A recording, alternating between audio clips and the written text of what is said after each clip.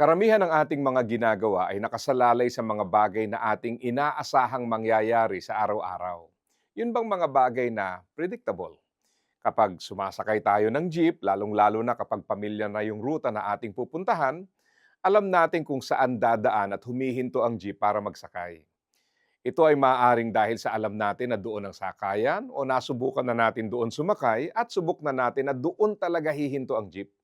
Ang katiyakang ito ang siyang dahilan kung bakit kahit na may mga pagkakataon na kahit tila parang matumal ang pagdaan ng masasakyan, ay naghihintay pa din tayo doon dahil alam nating sigurado. Maging sa paghihintay sa pagbubukas ng mga establishment, napaplano natin ang ating mga lakad lalo na kapag tiyak tayo kung anong oras ang kanilang pagbubukas o pagsasara. Ang kabaliktaran naman ay totoo din. Kapag di natin matiyak ang isang bagay, ang hirap din magplano. Hindi ba kapag tila uulan ay nagdadala tayo ng payong o kaya naman ay kapote? Kapag umulan nga, masaya tayo kasi parang sulit ang pagdadala ng ekstrang gamit dahil umulan nga. Kapag di naman tumuloy ang ulan, minsan parang nanghihinayang tayo sa abala ng pagdadala ng mga gamit pang ulan. Ang kaugnayan natin sa Diyos ay nakasandig din sa katangian ng Diyos na siya ay maaasahan. Alam natin ang kanyang katangian dahil ito ay pinahayag niya sa kanyang mga salita. Alam natin ang wastong pakikitungo sa kanya dahil alam natin kung paano siya tutugon.